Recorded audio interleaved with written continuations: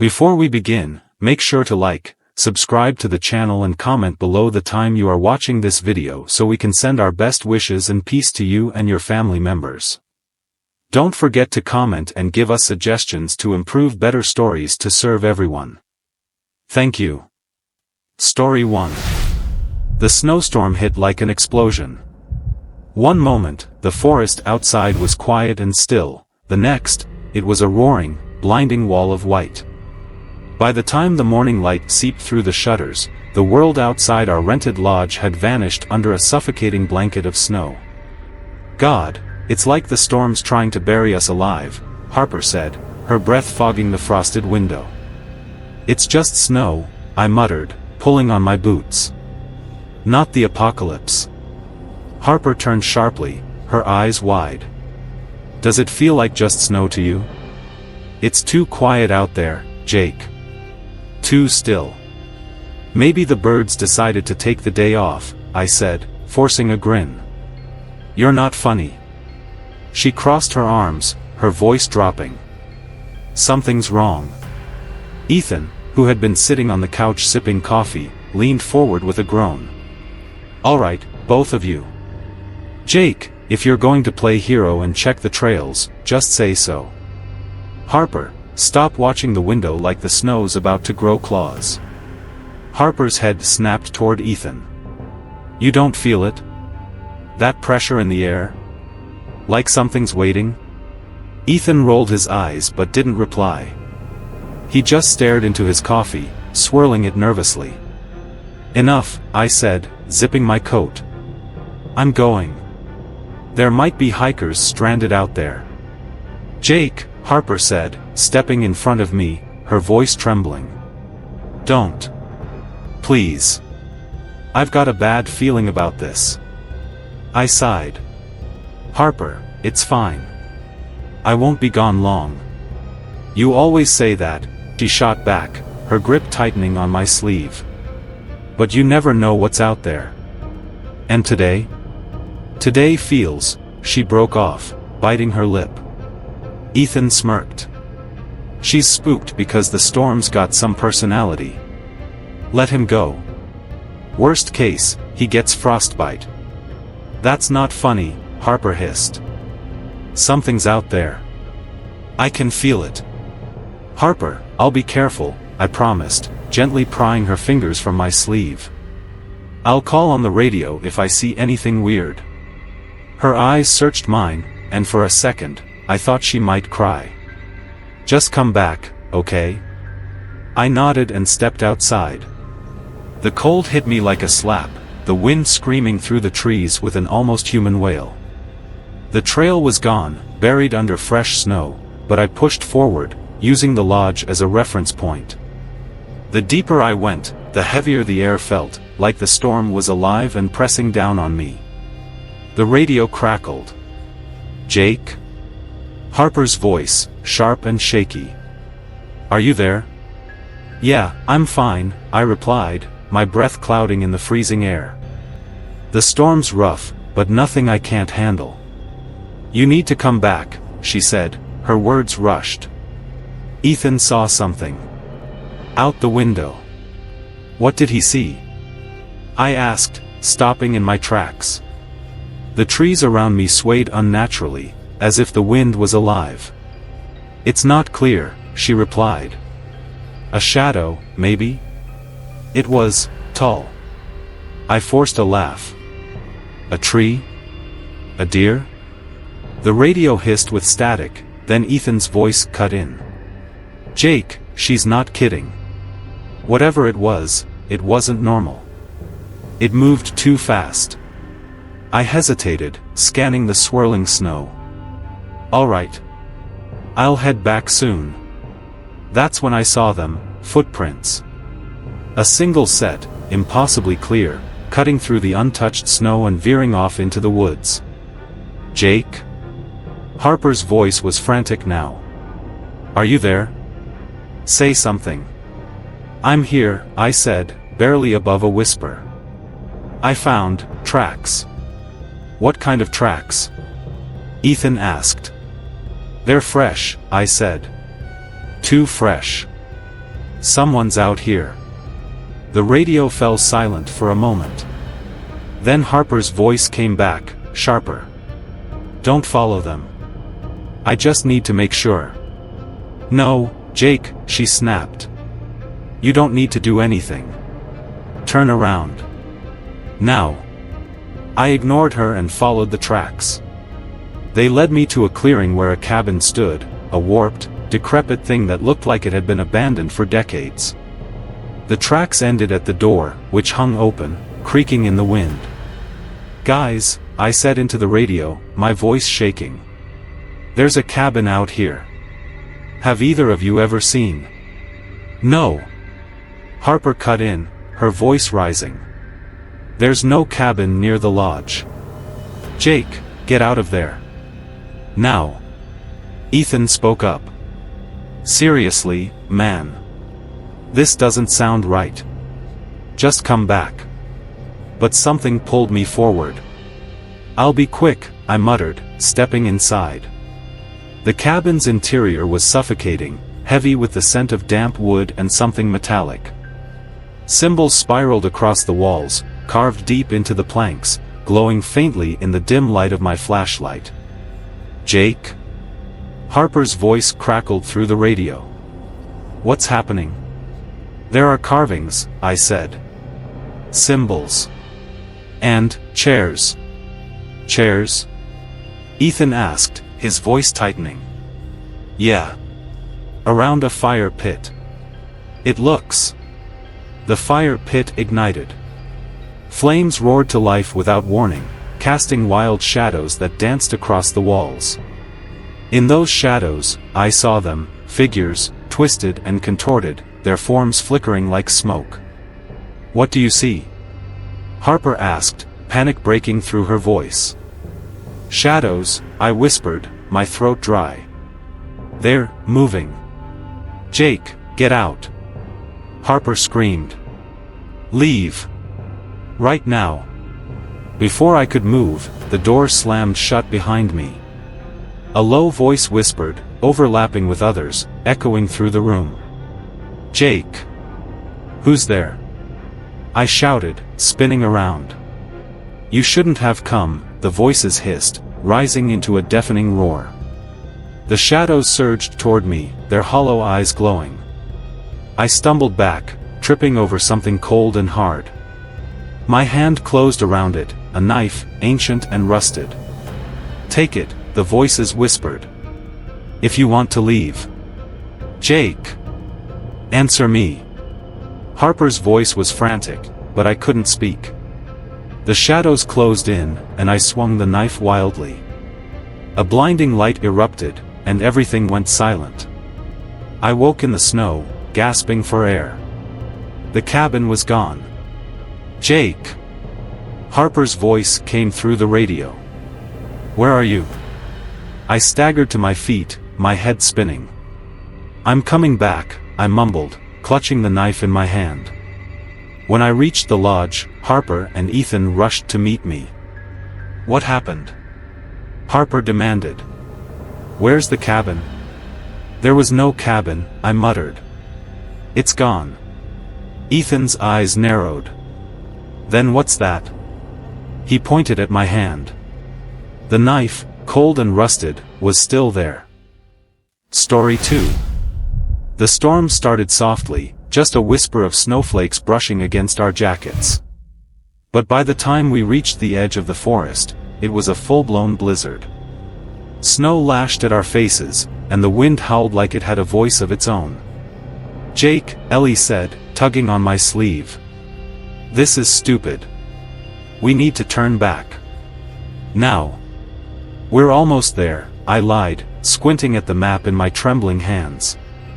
The clearing isn't far. Just a little further. She glared at me. You don't know that, do you? Admit it, we're lost. We're not lost. I snapped, shoving the map into my pocket.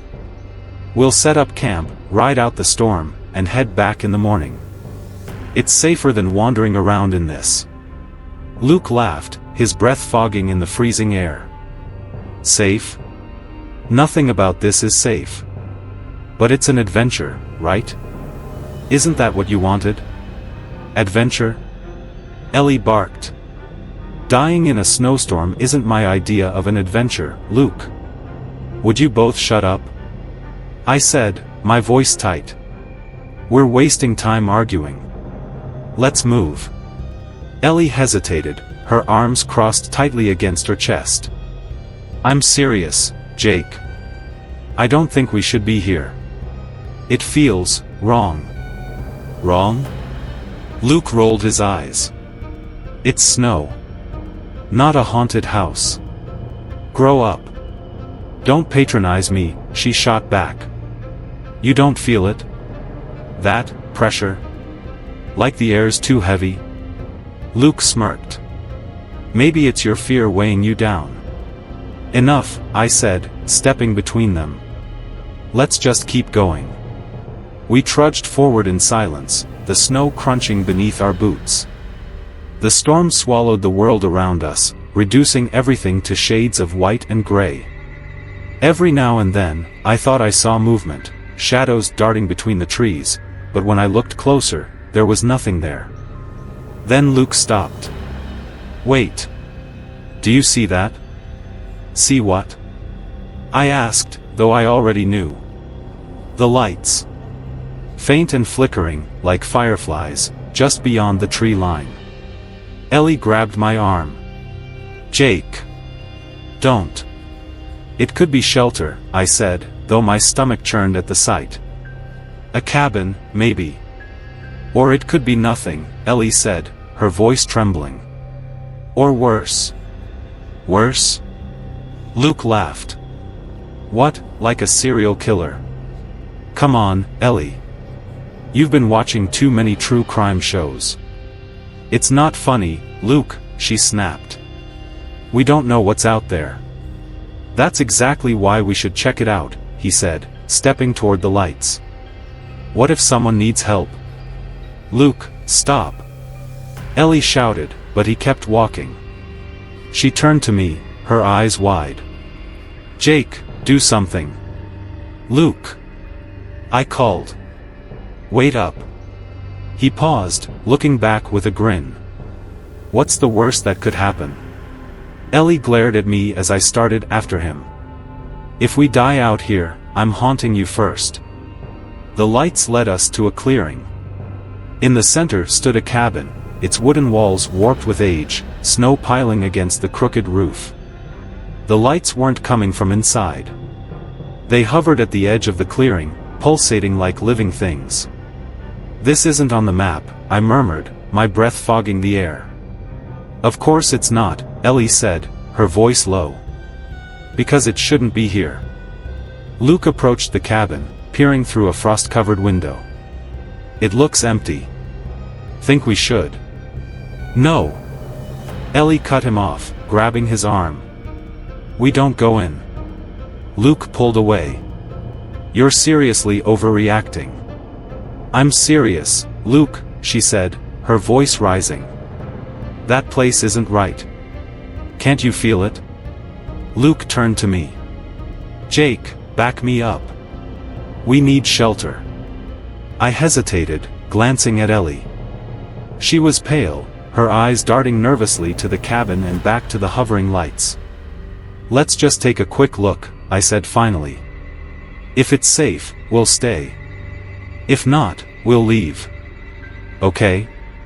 Ellie opened her mouth to argue but stopped. Her face hardened. Fine. But don't say I didn't warn you. Inside, the air was thick and suffocating. A fire burned low in the hearth, though no one was there to tend it.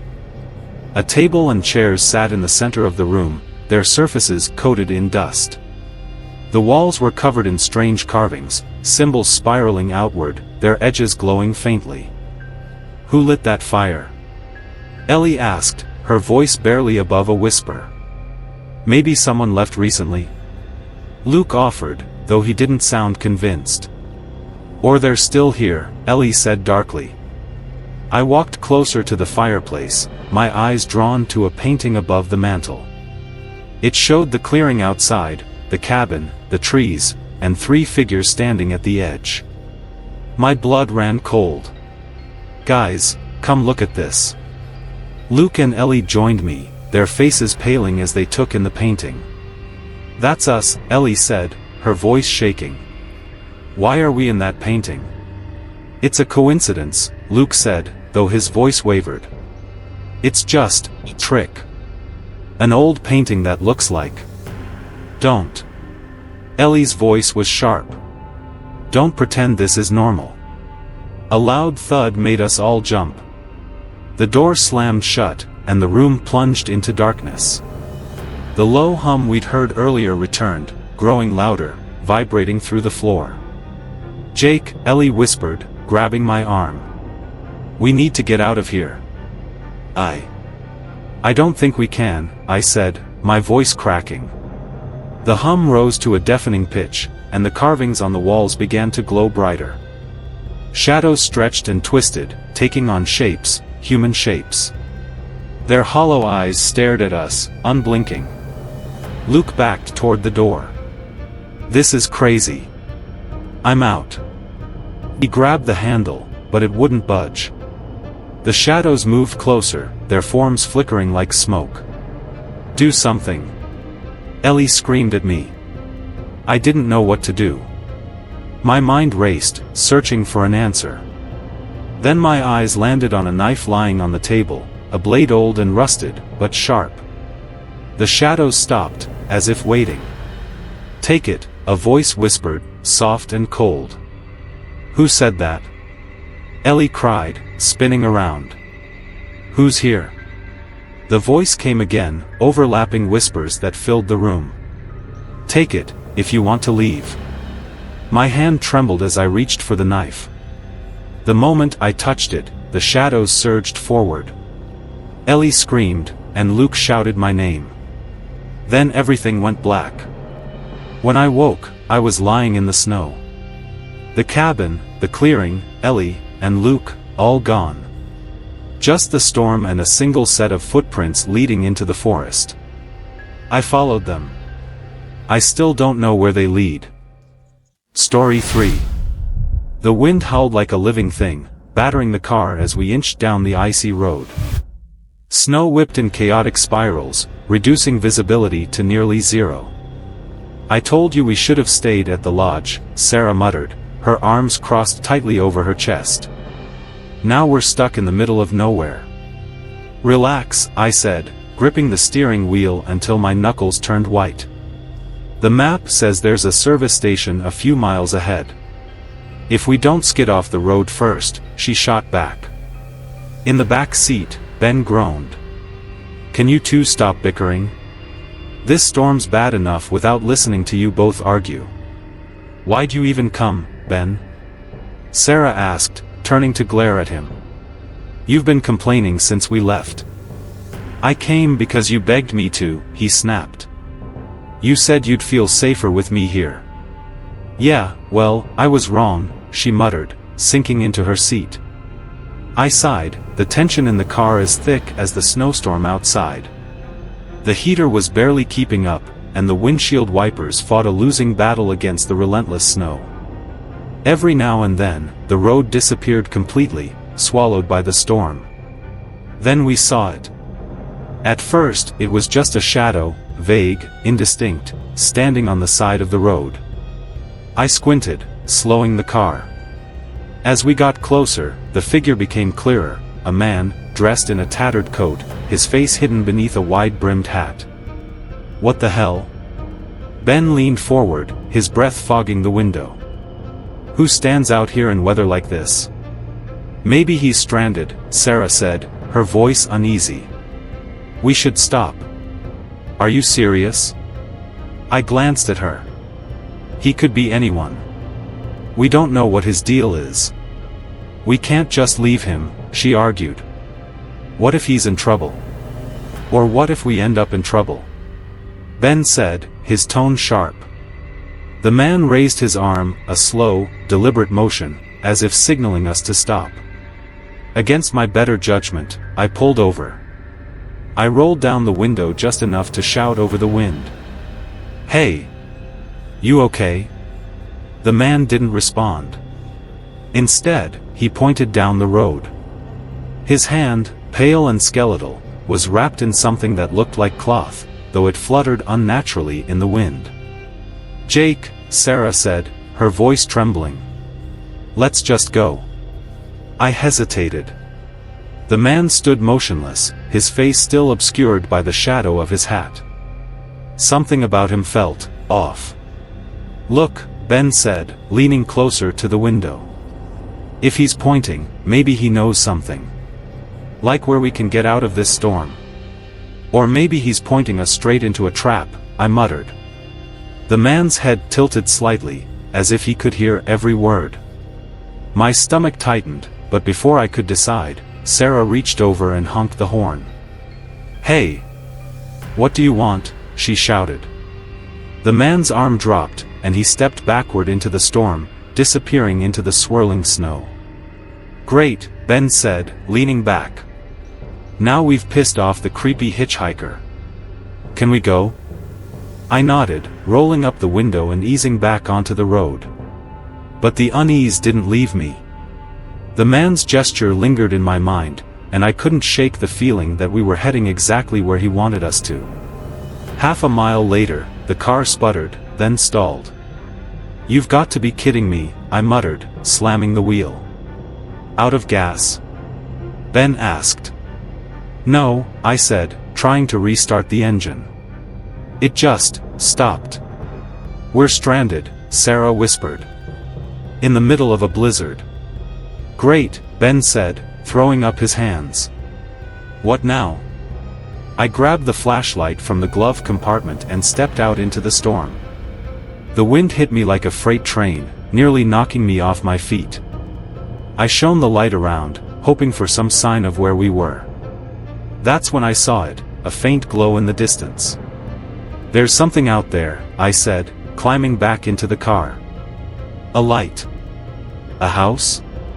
Sarah asked, her voice hopeful. "Maybe. Or a gas station. Either way, it's better than freezing here." Ben groaned. "Fantastic. Let's walk through a snowstorm toward a random light. Nothing bad ever happens in situations like this. Got a better idea?" I shot back. When he didn't answer, I grabbed my coat. "Let's go." The walk was brutal. The snow was knee-deep, and the wind clawed at us with icy fingers. The light ahead seemed to flicker, almost as if it were moving, but we kept going, desperate for warmth and shelter. When we reached it, we realized it wasn't a house. It was a small building, weathered and abandoned, with broken shutters and a sagging roof. A lantern hung by the door, swinging in the wind, its glow unnaturally bright. "This place looks like it's about to collapse," Ben said. "But there's light," Sarah said, her teeth chattering. "Someone has to be here." We stepped inside. The air was bitterly cold, and the walls were covered in strange symbols, carved deep into the wood, their jagged edges glowing faintly. A single chair sat in the center of the room, facing a shattered mirror. "Hello?" Sarah called out, her voice echoing. No answer. "This is messed up," Ben muttered, his eyes scanning the carvings. "What are these? Runes?" "I don't know," I said, my flashlight flickering as I swept it across the room. "But they look old." Sarah knelt by the chair, her hand brushing against something on the floor. "Guys," she said, her voice shaking. "There's blood." Before we could respond, the door slammed shut. The lantern outside extinguished, plunging the room into darkness. "Who's there?" I shouted, spinning around. A whisper answered. Soft, almost musical, but filled with malice. "Why did you come?" "Who said that?" Sarah whispered, grabbing my arm. "Leave," the voice hissed, overlapping with itself, as if multiple people were speaking at once. The flashlight flickered, then died. In the darkness, I could feel the air shift, heavy with something unseen. The carvings on the walls began to glow brighter, casting an eerie light that seemed to pulse like a heartbeat. "We need to get out," Ben said, his voice shaking. "Where's the door?" Sarah asked, her voice barely audible. Then we saw them. Shadows, darker than the night, moving along the walls. They had no form, no faces, but their presence was suffocating. "You shouldn't have come," the whispering voices said, louder now. "You belong to us. Run!" I shouted, grabbing Sarah's hand. We bolted for the door, but it wouldn't budge. The shadows surged toward us, their forms stretching and twisting. Sarah screamed, and Ben pounded on the walls, but it was no use. The last thing I saw before the world went black was the mirror. The three of us were reflected there, but our faces were gone, just blank, empty voids staring back. I woke up in the car, the storm gone. Sarah and Ben were nowhere to be found. The carving still burned in my mind, and the man with the wide-brimmed hat stood in the distance, watching. I started the car, and it roared to life as if nothing had happened. The footprints in the snow led back toward the building. I didn't follow them. Story 4. The blizzard had been raging for hours, swallowing the city in a sea of white. Streets disappeared, cars were abandoned, and silence settled over everything, broken only by the howling wind. I sat at my desk, surrounded by stacks of papers and blinking monitors, trying to make sense of it all. "Do you ever sleep, Morgan?" Claire's voice came through the crackling radio on my desk. She was my partner, a rookie journalist with a knack for sarcasm. "Not when there's a lead this good," I replied, clicking through the files on my laptop. "This story could be career-defining. Or career-ending," she muttered. "What's this one about again? Missing people, secret codes, and some ghost website?" "The Verge," I said, my voice dropping to a whisper. Just saying the name made my skin crawl. "It's a black site. No one knows who runs it, but they say it's connected to disappearances, people who vanish without a trace. I've been tracking it for weeks." Claire scoffed. "So, an urban legend?" "No," I said firmly. "It's real. I have proof. Someone sent me files, videos, logs, coordinates. It's all connected. The Verge isn't just a site. It's a trap." "Sounds like a bad horror movie," she said, but her voice wavered. "And you're going to investigate, during a blizzard?" I leaned closer to the monitor, studying the grainy footage playing on the screen. A man was tied to a chair in a dimly lit room. Shadows flickered behind him, unnatural and shifting. In the corner of the video, a timestamp glowed, coordinates, 42.8912, -78.7642. Time, 11:47 p.m. "Something's happening tonight," I said, scribbling the numbers into my notebook. "I can't ignore this." Claire groaned. "Fine. But if you get yourself killed, I'm not writing your obituary." By the time I reached the coordinates, the storm was at its worst. Snow lashed at my face as I trudged through knee-deep drifts, my flashlight barely cutting through the swirling white. The location led to an abandoned factory on the outskirts of the city, its jagged silhouette looming like a forgotten giant. Why do these things always happen in creepy places? Claire's voice crackled in my earpiece. She was monitoring my progress from her warm apartment. "You sure about this?" "No," I admitted, pushing the heavy door open. "But I'm not turning back now." Inside, the air was cold and damp, and the only light came from my flashlight. The factory floor was littered with rusted machinery and shattered glass, and graffiti covered the walls, symbols and phrases that didn't make sense. "This place is a nightmare," I muttered. "Any sign of, wait, hold on." Claire's voice sharpened.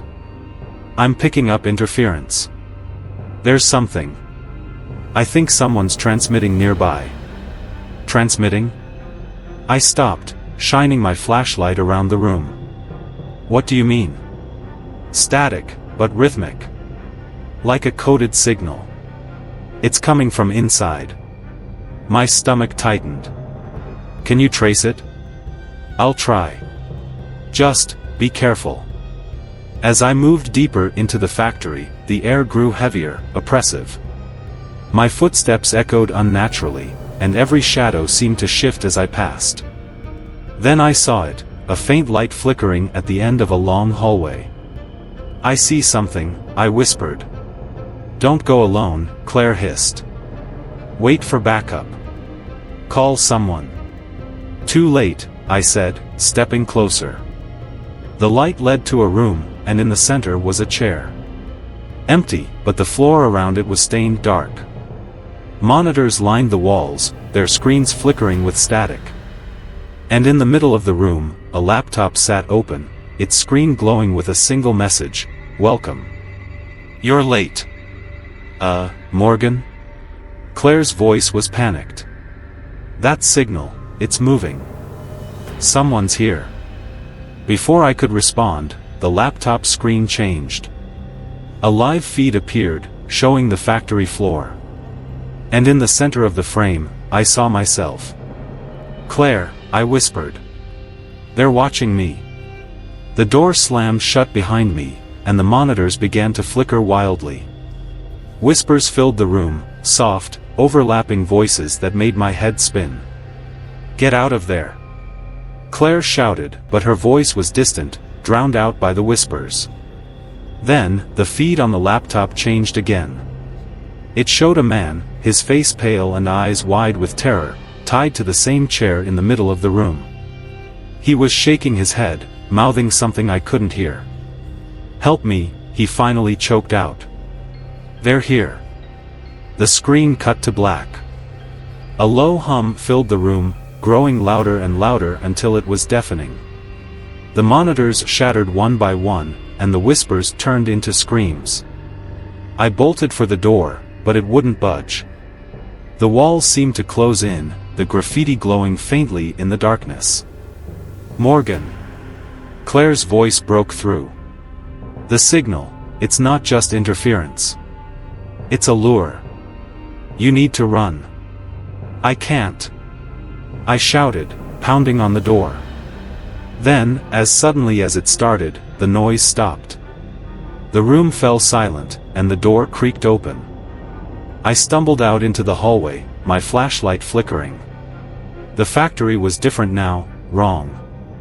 The graffiti had changed, the symbols rearranged into a spiral that seemed to pull me forward. Morgan?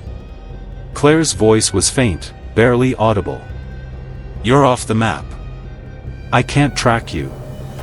I'm still here, I said, but my voice sounded small, distant. I think I'm close. Close to what? She asked, but I didn't have an answer. I followed the spiral until it ended at another door. Inside, the room was empty except for a single object, a tape recorder, sitting on a wooden table. I hesitated, then pressed play. Static filled the air, followed by a voice. My voice. You shouldn't have come, it said. Now you're part of it. The recorder clicked off, and the whispers returned, louder than ever. The walls began to shift, closing in, and the last thing I saw was my reflection in the shattered glass of a monitor. But it wasn't me. It was someone else. Someone smiling. When I woke, I was in my apartment. The snowstorm had cleared, and everything was quiet. My laptop was on the desk, the files gone. The only thing left was a single message on the screen. You're next. Story 5. The storm came suddenly, smothering the world in white. By nightfall, the roads were buried, and our car had long since stopped being useful. We trudged through the knee-deep snow, hoping the GPS wasn't lying about the inn being nearby. There's no way this place exists, Zoe muttered, her scarf pulled tight against the biting wind. It does, Matt insisted, his flashlight cutting weak beams through the swirling flakes. It's just old. Like, really old. My grandfather used to talk about it. Great, Zoe snapped. So we're hiking through a blizzard to find a building that might have been standing 100 years ago? We're not hiking, I said, trying to steady my breath. We're surviving. Unless you want to camp out here? She glared but didn't reply. There. Matt pointed ahead. A dark shape loomed out of the snow, barely distinguishable from the shadows of the surrounding forest. As we approached, it became clearer, a crumbling, two-story inn with sagging eaves and boarded-up windows. The sign above the door read, Ravenwood Inn. Inside, the air was stale but marginally warmer. Our boots creaked against the warped wooden floor as we took in the space. Dust coated every surface, and cobwebs stretched like forgotten threads across the corners. A grand staircase dominated the lobby, its banister broken in places. This place gives me the creeps, Zoe said, hugging her arms. It's shelter, Matt said, dropping his pack. That's all that matters. We found an old fireplace and managed to coax a small fire to life. The flickering light threw long, uneven shadows across the walls, which were covered in faded floral wallpaper that peeled at the edges. So, what's the story here? I asked, looking at Matt. Why was this place abandoned? He hesitated, his face lit eerily by the flames. My grandfather said it was, cursed. Cursed? Zoe scoffed. Seriously? He told me people checked in but never left, Matt said. The owners vanished one night, and after that, no one dared to come back. Sounds like a fairy tale, I said, though unease twisted in my stomach. Then why does it feel like we're being watched? Zoe whispered. That night, the tapping started. It was faint at first, a soft tap, tap, tap that could have been the wind. But as the hours dragged on, it grew louder, more deliberate. Did you hear that? Zoe whispered, sitting bolt upright in her sleeping bag. It's probably just branches against the windows, Matt said, though his voice wavered. There are no branches, she shot back. We're surrounded by snow. I grabbed the flashlight and stood. I'll check it out. Are you insane? Zoe hissed. Stay here. But I was already moving toward the sound. The tapping led me to a door at the end of the hallway, its surface scratched and splintered as if someone, or something, had clawed at it. Matt, I called over my shoulder. Come here. He joined me reluctantly, his flashlight trembling in his hand.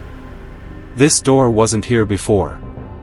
Of course it was, I said, though I wasn't sure. No, he insisted. I walked this hallway when we came in. It wasn't here. Let's open it, I said, ignoring the knot tightening in my gut. Zoe appeared behind us. You're both idiots. Don't. But it was too late. The door swung open on its own, revealing a staircase spiraling downward into darkness. There's a basement? I asked, shining my flashlight into the void. The beam didn't reach the bottom. We're not going down there, Zoe said firmly. Why not? Matt challenged. We might find supplies. Food. Maybe even a way to call for help. It feels wrong, she said, her voice shaking. Like we're not supposed to. Matt rolled his eyes. Fine. Stay here. Jake and I will check it out. I didn't agree to, I started, but he was already descending. The basement was colder than the rest of the inn, the air thick and damp. Our flashlights illuminated shelves lined with jars of murky liquid and old tools rusted beyond recognition. But what caught my attention was the writing on the walls, symbols carved deep into the stone, glowing faintly like embers. Matt, I whispered. What is this? He didn't answer. He was staring at something in the corner of the room, a large mirror, its surface covered in frost. As I stepped closer, I realized the frost wasn't random. It formed the shape of a handprint. Let's go back, I said, pulling at his sleeve. We just got here, he said, his voice distant. What's the rush? There's something wrong with this place. Before he could respond, the mirror began to fog. Words appeared, written from the inside, leave. I grabbed Matt's arm. We're leaving. Now. The door at the top of the stairs slammed shut, plunging us into darkness. When we finally made it back to the lobby, Zoe was gone. Zoe! I shouted, panic rising. Where are you? She wouldn't leave, Matt said. She wouldn't. A low hum filled the room, growing louder until it was almost deafening. The fire in the hearth extinguished, and the symbols from the basement began to glow on the walls. She's here, a voice whispered. It was soft, almost melodic, but it made my blood run cold. Who's here? I demanded, spinning around. The innkeeper, the voice replied. And now, so are you. The front door burst open, snow swirling inside like a living thing. Shadows stretched across the walls, taking on the shape of people, dozens of them, their faces hollow and eyes glowing faintly. What do you want? I shouted. You, they whispered in unison. I woke up outside, lying in the snow. The storm had passed, and the sun was rising, but the inn was gone. Just a clearing, empty and untouched. Matt and Zoe were nowhere to be found. The only thing left was a single, frost-covered handprint on my flashlight. Story 6. The snowstorm was relentless, a wall of white that swallowed the world whole. The three of us, Elliot, Sarah, and me, had been driving through the winding forest roads for hours, searching for the lodge we'd rented. The GPS had failed, the signal lost somewhere in the storm's icy grip. This is a terrible idea, Sarah muttered, hugging herself for warmth in the passenger seat. We should have stayed home. I told you we should have left earlier, Elliot said from the back seat, his tone biting. But no, Jake had to wait until it was practically a blizzard. I tightened my grip on the wheel, my knuckles white. Would you both stop? Complaining isn't going to make this storm go away. Sarah glanced out the window, her breath fogging the glass. I can't even see the road anymore. How are you driving? I'm guessing, I admitted, squinting at the faint tire tracks disappearing under fresh snow. Elliot groaned. Fantastic. We're going to end up in a ditch, or worse. The car skidded slightly as I turned a corner, the wheels struggling for traction. That's when I saw it, a faint light glowing through the storm, just off the road. Look! I pointed. A house or something. Sarah leaned forward. That's not on the map, is it? No, Elliot said, peering over my shoulder. But I'll take a roof over freezing to death out here. I pulled over, the tires crunching to a stop. We stepped out into the storm, the wind cutting through our jackets like knives. The light led us to a cabin, a small, crooked thing with a single lantern flickering by the door. This feels wrong, Sarah said, shivering as she stared at the cabin. Why would anyone live out here? Does it matter? Elliot said, already heading for the door. It's warm, and we need help. Reluctantly, we followed him. Inside, the air was musty, and the faint smell of wood smoke lingered. A fire crackled in the hearth, though there was no sign of anyone around. The cabin was cluttered, old furniture, shelves crammed with books and trinkets, and a large, ornate mirror hanging on the far wall. Hello? I called out, my voice echoing. Is anyone here? No response. This is weird, Sarah whispered, her eyes darting around the room. It's like someone just left. Or they're still here, Elliot said, rifling through a stack of papers on a table. Look at this stuff. Old maps, notes, drawings. Put that down, Sarah snapped. It's not ours. Relax, he said, flipping through the pages. It's just junk. But as he turned another page, his expression froze. Guys? You need to see this. We crowded around him. On the page was a drawing of the cabin, detailed and exact. And in the window, 3 figures stared out, their faces blank. "That's us," Sarah whispered, her voice trembling. "It's just a coincidence," I said, though my stomach churned. Before anyone could respond, the lantern by the door flickered and went out. The fire dimmed, the shadows in the room stretching and twisting unnaturally. "What the hell?" Elliot muttered, stepping back. A low hum filled the air, vibrating through the floor. The mirror on the wall fogged over, and words appeared, scrawled as if by an invisible hand. "You shouldn't be here." "We're leaving," Sarah said, grabbing her coat. "Wait," Elliot said, his voice shaking. "What if this is just some kind of prank? Who would prank us in the middle of a blizzard?" I shot back. "Let's go." We headed for the door, but it wouldn't budge. No matter how hard I pulled, it stayed shut. The hum grew louder, and the words on the mirror shifted. "Stay." "Jake," Sarah whispered, her voice barely audible. "What's happening?" "I don't know," I said, my hands shaking. "But we need to figure it out." Elliot stepped toward the mirror, his flashlight trembling. "Maybe it's trying to tell us something." "Don't," Sarah warned, but he ignored her. As he reached out to touch the mirror, the fog cleared, revealing a reflection that wasn't ours. Instead, the room in the glass was dark, empty, and the shadows seemed alive, writhing like living smoke. "Guys," Elliot said, backing away. "I think we made a mistake." Suddenly, the reflection moved.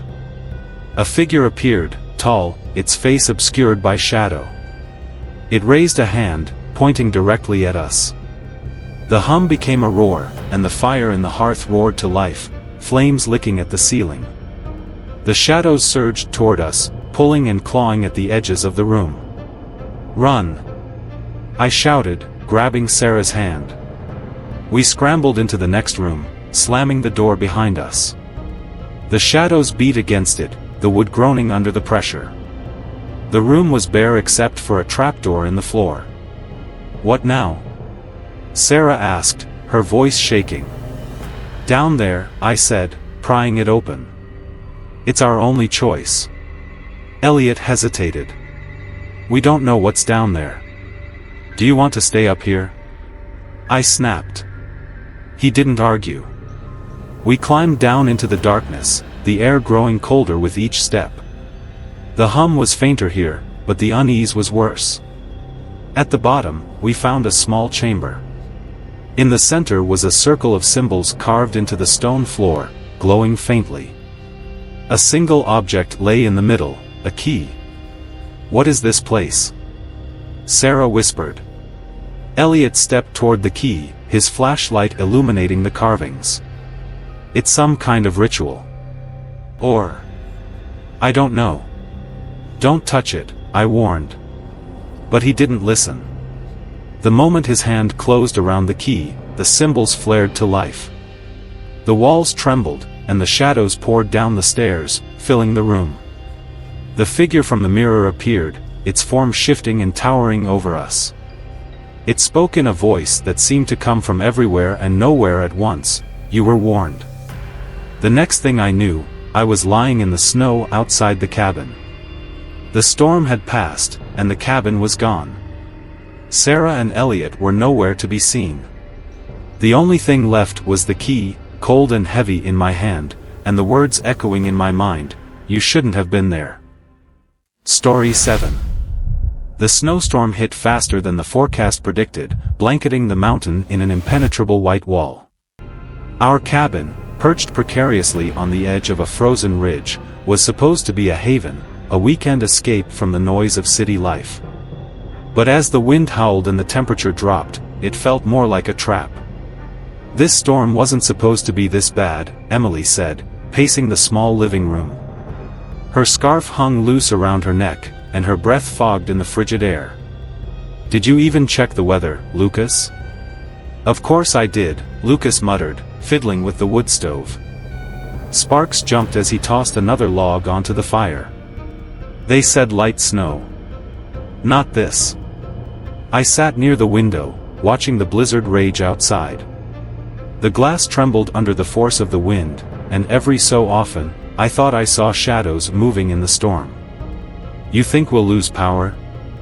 We already did, Lucas said flatly, gesturing to the dim lanterns we'd lit. No heat, no signal.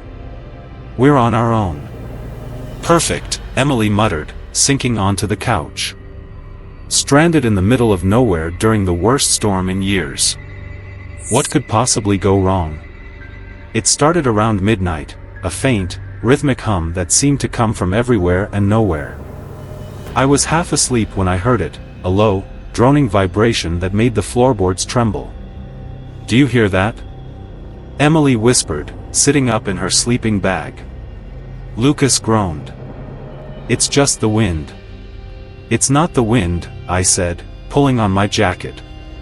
It's something else. The hum grew louder, resonating through the cabin like a pulse.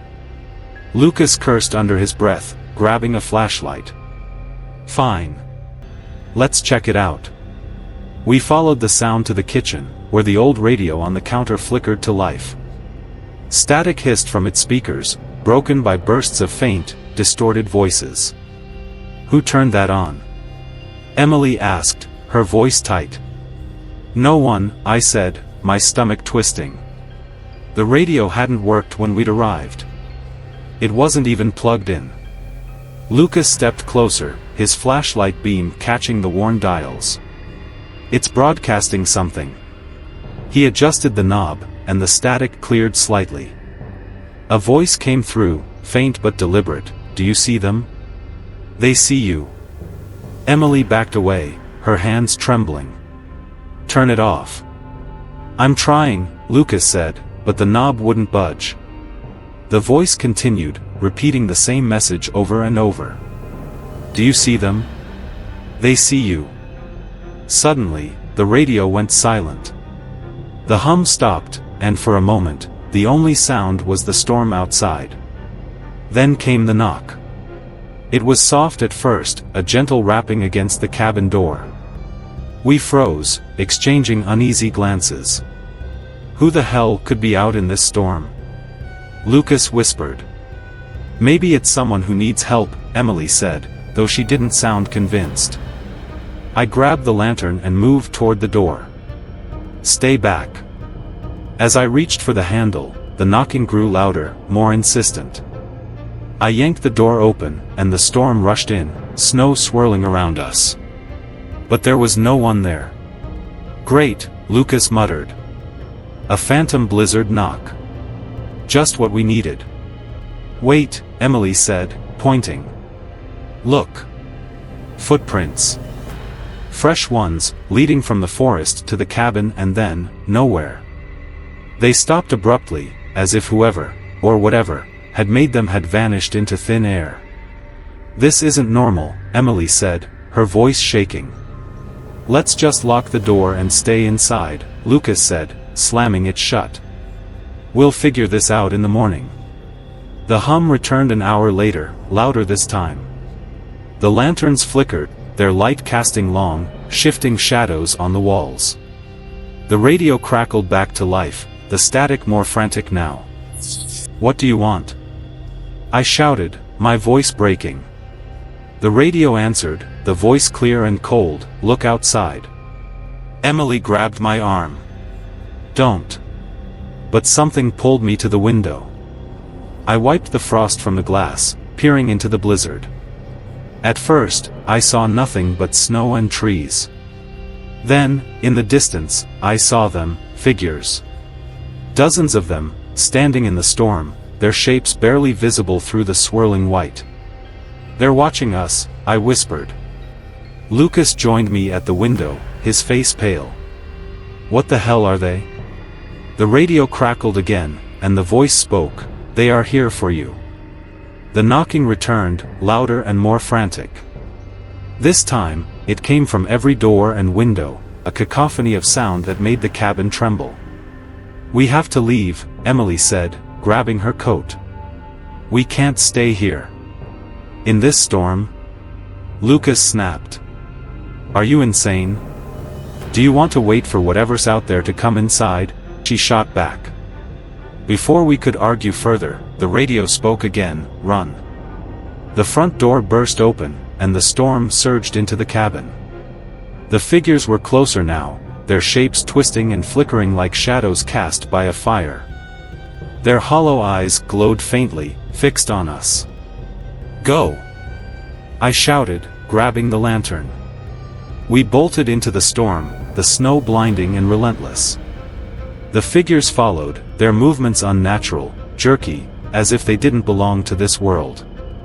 "Where are we going?" Emily screamed. "Anywhere but here," Lucas shouted back. We stumbled through the forest, the hum growing louder with every step. The figures were relentless, closing in no matter how fast we ran. Finally, we reached a clearing, and in the center stood an old, crumbling tower, its windows glowing faintly. "What is that?" Emily asked, her breath ragged. "I don't know," I said. "But it's our only chance." We forced our way inside, slamming the heavy door shut behind us. The hum stopped, and for a moment, there was silence. Then the tower began to tremble. At the top of the staircase, we found a room filled with strange machinery. Screens flickered with static, and wires snaked across the floor. In the center was a single chair, and on it sat a figure, motionless and cloaked in shadow. The voice came again, this time from the walls themselves, "You should not have come." The figure in the chair turned slowly, revealing a face that was eerily familiar. It was me, pale, lifeless, and staring. I stumbled back, my mind reeling. What is this?" The figure smiled, and the voice whispered one final time, "You never left." When I woke, I was back in the cabin. The storm had passed, and the sun was rising, but the others were gone. The radio was silent, and the footprints in the snow led away from the cabin, toward the forest. I didn't follow them. Story 8. The snowstorm hit faster than the forecast predicted, blanketing the mountain in an impenetrable white wall. Our cabin, perched precariously on the edge of a frozen ridge, was supposed to be a haven, a weekend escape from the noise of city life. But as the wind howled and the temperature dropped, it felt more like a trap. "This storm wasn't supposed to be this bad," Emily said, pacing the small living room. Her scarf hung loose around her neck, and her breath fogged in the frigid air. "Did you even check the weather, Lucas?" "Of course I did," Lucas muttered, fiddling with the wood stove. Sparks jumped as he tossed another log onto the fire. "They said light snow." "Not this." I sat near the window, watching the blizzard rage outside. The glass trembled under the force of the wind, and every so often, I thought I saw shadows moving in the storm. "You think we'll lose power?" "We already did," Lucas said flatly, gesturing to the dim lanterns we'd lit. "No heat, no signal. We're on our own." "Perfect," Emily muttered, sinking onto the couch. Stranded in the middle of nowhere during the worst storm in years. What could possibly go wrong? It started around midnight, a faint, rhythmic hum that seemed to come from everywhere and nowhere. I was half asleep when I heard it, a low, droning vibration that made the floorboards tremble. "Do you hear that?" Emily whispered, sitting up in her sleeping bag. Lucas groaned. "It's just the wind." "It's not the wind," I said, pulling on my jacket. "It's something else." The hum grew louder, resonating through the cabin like a pulse. Lucas cursed under his breath, grabbing a flashlight. "Fine. Let's check it out." We followed the sound to the kitchen, where the old radio on the counter flickered to life. Static hissed from its speakers, broken by bursts of faint, distorted voices. "Who turned that on?" Emily asked, her voice tight. "No one," I said, my stomach twisting. The radio hadn't worked when we'd arrived. It wasn't even plugged in. Lucas stepped closer, his flashlight beam catching the worn dials. It's broadcasting something. He adjusted the knob, and the static cleared slightly. A voice came through, faint but deliberate. Do you see them? They see you. Emily backed away, her hands trembling. Turn it off. I'm trying, Lucas said, but the knob wouldn't budge. The voice continued, repeating the same message over and over. Do you see them? They see you. Suddenly, the radio went silent.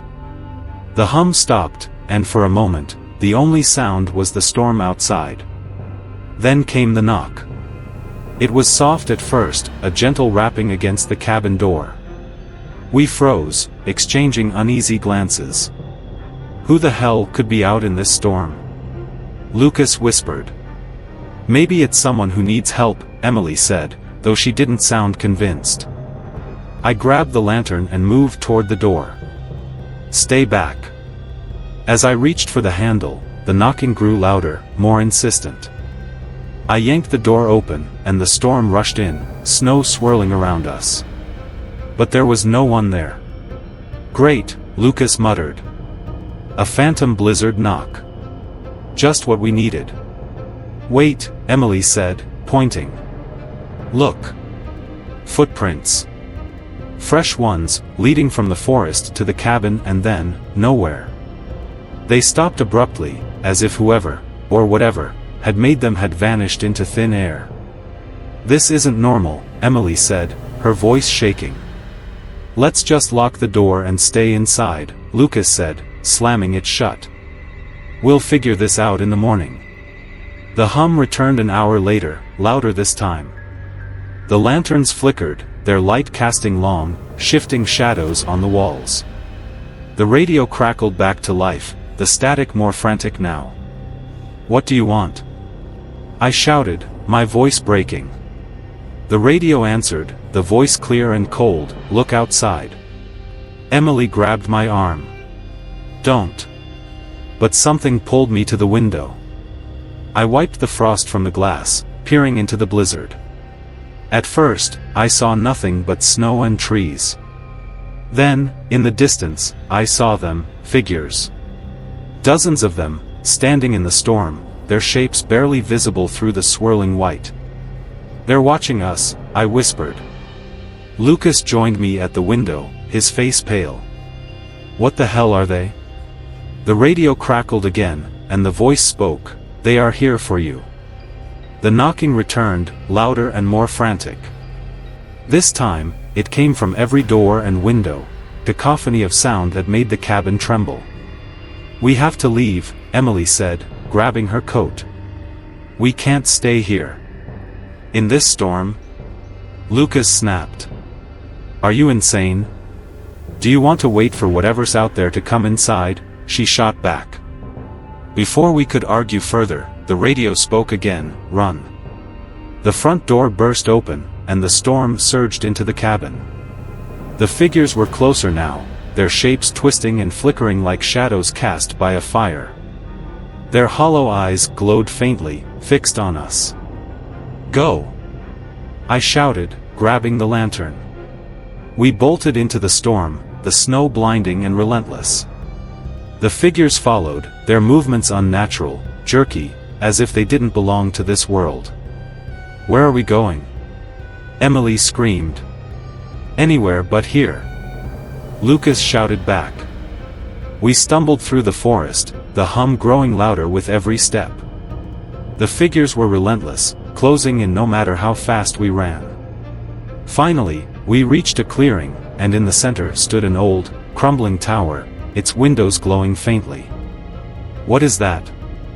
Emily asked, her breath ragged. I don't know, I said. But it's our only chance. We forced our way inside, slamming the heavy door shut behind us.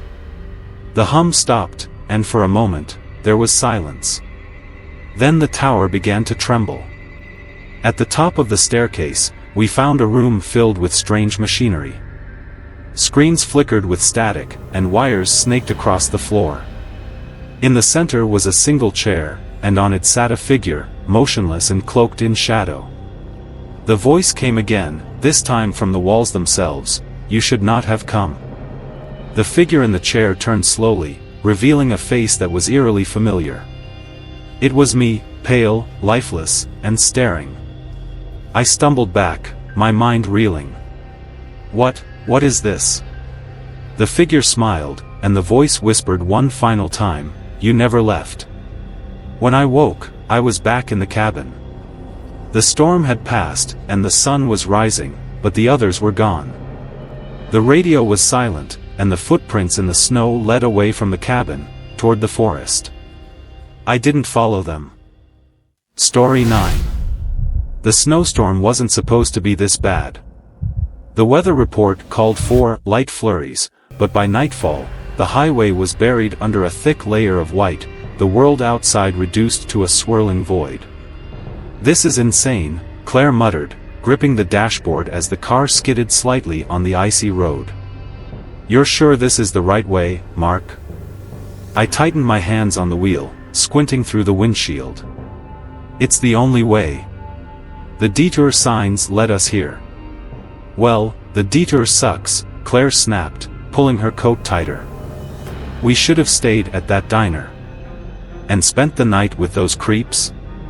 Jason chimed in from the back seat, his voice dripping with sarcasm. "I'd rather freeze out here." "Will you two stop?" I barked. "I need to concentrate." The tension in the car was as suffocating as the storm outside. The headlights barely penetrated the snow, and every shadow seemed to twist and flicker at the edges of my vision. Then we saw it. A figure standing in the middle of the road. Holy! I slammed on the brakes, the car skidding to a stop just feet from the figure. The three of us sat in stunned silence, the engine idling. "Is that a person?"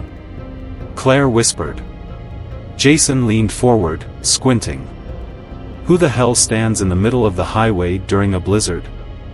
The figure was motionless, cloaked in a long coat and a wide-brimmed hat that obscured their face. Snow swirled around them, but they didn't seem to notice. "We should keep going," Claire said, her voice trembling. "This feels wrong. What if they're hurt?" I said, unbuckling my seatbelt. "We can't just leave them here." "Mark, don't," Claire warned, grabbing my arm. But I was already stepping out into the storm. The wind howled, stinging my face as I approached the figure. "Hey! Are you okay?" No response. As I got closer, I realized their head was tilted slightly downward, as if they were staring at the snow-covered road. I hesitated, a chill running down my spine. "Do you need help?" I tried again. Slowly, the figure raised a gloved hand and pointed, down the highway, into the storm. "What's down there?" I asked, but they didn't answer. They just kept pointing. Behind me, Jason called out. "Mark, come on. Leave them." I turned back to the car, and when I looked over my shoulder, the figure was gone. Just gone. No footprints, no sign they'd ever been there. What the hell was that? Jason demanded as I climbed back into the car, slamming the door against the cold. "They just disappeared," I said, still shaken. Claire's eyes widened. "Disappeared? What do you mean?" "Exactly what I said," I snapped. "They pointed down the road, and then they were gone." "Pointed to what?" Jason asked, his tone skeptical. "I don't know." I snapped. "But what choice do we have? We can't turn back." Claire shook her head. "I don't like this." "None of us do," I muttered, shifting the car into drive. "But we have to keep moving." The road stretched endlessly, the snow falling heavier by the minute. The silence in the car was deafening, broken only by the occasional scrape of the wipers. Then we saw the light. It flickered faintly in the distance, growing brighter as we approached. A gas station loomed out of the storm, its neon sign buzzing faintly. "Thank God," Jason said, practically bouncing in his seat. "Let's stop." I pulled into the lot, tires crunching over snow. The station looked abandoned, the windows dark and covered in frost. But the light above the door glowed, inviting us in. "Stay here," I said, grabbing a flashlight. "I'll check it out." "No way," Claire said, unbuckling her seatbelt. "I'm not sitting in this car alone." Jason groaned but followed. "If you two get me killed, I'm haunting you forever." The door creaked as we stepped inside, the smell of old oil and mildew hitting us immediately. The shelves were empty, the place eerily quiet. At the counter, a small, ancient radio crackled to life, static filling the air. "This place is a dump," Jason muttered, shining his flashlight around. "Shoo," Claire said, staring at the radio. "Do you hear that?" A faint voice broke through the static, low and distorted. "Turn back." Jason laughed nervously. Creepy, but not helpful. The radio crackled again, and the voice grew louder. "They are coming." "What the hell does that mean?" Claire whispered, stepping closer to me. The lights above us flickered, and the air grew heavy. Outside, the wind howled louder, and shadows flickered just beyond the frosted windows. "We need to leave," I said, my voice barely steady. As we stepped back outside, the storm seemed to intensify. The shadows were clearer now, moving in the periphery of the headlights. Figures, just like the one on the road. "Get in the car," I shouted, fumbling with my keys. "What are they?" Claire screamed, her breath fogging in the freezing air. "I don't know," I shouted, shoving the key into the ignition. The engine roared to life, and I floored it, the tires skidding before finding traction. The figures didn't chase us, but they didn't disappear either. They stood motionless, their heads tilted as if watching us. The road seemed endless, the storm relentless. Hours passed, or maybe minutes, it was impossible to tell. The headlights illuminated another figure standing in the middle of the road, identical to the first. "Not again," Jason muttered. I didn't stop this time. As we passed, the figure turned its head slowly, watching us go. Then the radio in the car crackled, the same distorted voice filling the air. "You can't escape. Turn it off." Claire screamed, covering her ears. "I can't," Jason yelled, frantically twisting the dial. The voice grew louder, overlapping with itself, filling the car with a deafening roar. Then everything went dark.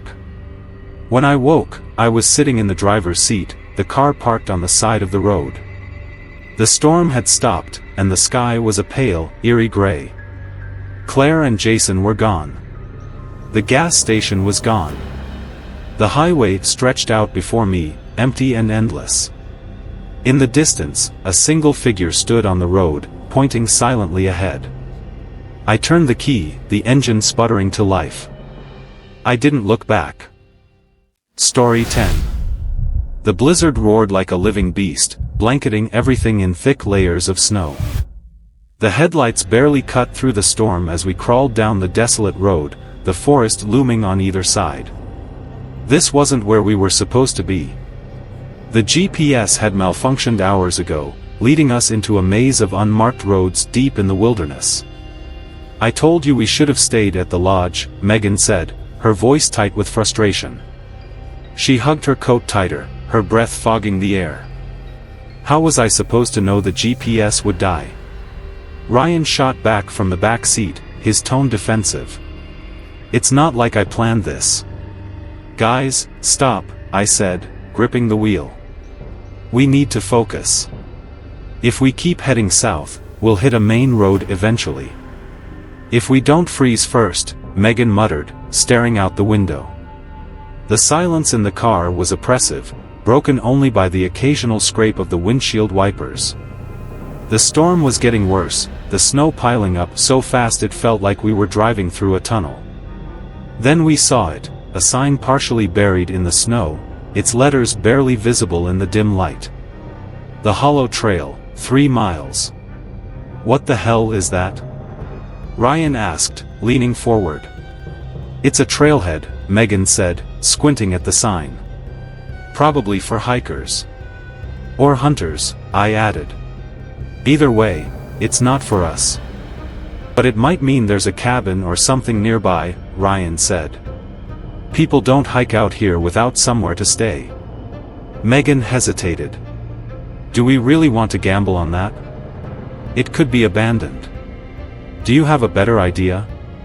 Ryan snapped. I sighed, turning the wheel. Let's check it out. Worst case, we turn back. The road narrowed, the trees closing in around us like shadowy sentinels. The storm seemed quieter here, the wind muffled by the thick forest. After what felt like an eternity, the road opened into a clearing, and there it was, a small cabin, its windows glowing faintly in the storm. Well, that's creepy, Megan said, staring at the cabin. Why is it lit? Who's out here? Someone who can help us, Ryan said, already unbuckling his seatbelt. Or someone who wants to kill us, Megan muttered under her breath. I killed the engine and grabbed the flashlight. Let's find out. The cabin was old, its wood weathered and warped, but it looked sturdy. A single lantern hung by the door, its flame flickering weakly. I knocked, the sound echoing hollowly in the storm. No answer. Maybe they're asleep, Ryan said, reaching for the doorknob. Or maybe they don't want company, Megan said, stepping back. The door creaked open under Ryan's hand, revealing a dimly lit room. A fire crackled in the hearth, casting long shadows across the walls. The furniture was sparse, just a table, a few chairs, and a threadbare rug. Hello? I called out, stepping inside. Is anyone here? No response. This doesn't feel right, Megan said, lingering near the door. Who cares? Ryan said, warming his hands by the fire. It's warm, and we need it. As we settled in, the unease in the room grew. The fire seemed too steady, the shadows too sharp. There was something unnatural about the stillness of the cabin, as if it were waiting for something. On the far wall, a mirror caught my eye. It was ornate, its frame carved with strange symbols that seemed to shimmer in the firelight. What's with the creepy mirror? Ryan asked, noticing my gaze. I don't know, I said, stepping closer. But it doesn't belong here. Neither do we, Megan said, her voice trembling. We should leave. Before I could respond, the mirror fogged over, and words appeared, scrawled as if by an invisible hand. They are watching. What the hell? Ryan said, backing away. The lantern above the door flickered and went out. The fire dimmed, and the shadows on the walls began to move, twisting and stretching. A low hum filled the air, vibrating through the floorboards. Mark, what's happening? Megan whispered, clutching my arm. I don't know, I said, my voice shaking. The mirror cleared, revealing not our reflections but the forest outside. Dozens of figures stood among the trees, their forms barely visible through the snow. Their heads were tilted, their hollow eyes fixed on the cabin. They've been following us, Megan whispered. The mirror fogged again, and new words appeared. It's too late. The door slammed shut, the wind outside silenced. The hum grew louder, and the cabin trembled. The shadows on the walls began to take shape, their forms flickering like firelight. One by one, they turned toward us. We need to get out, I said, grabbing the doorknob. But it wouldn't budge. Ryan grabbed a chair, smashing it against the window, but the glass didn't break. What is this place? The mirror shimmered, and the reflection shifted.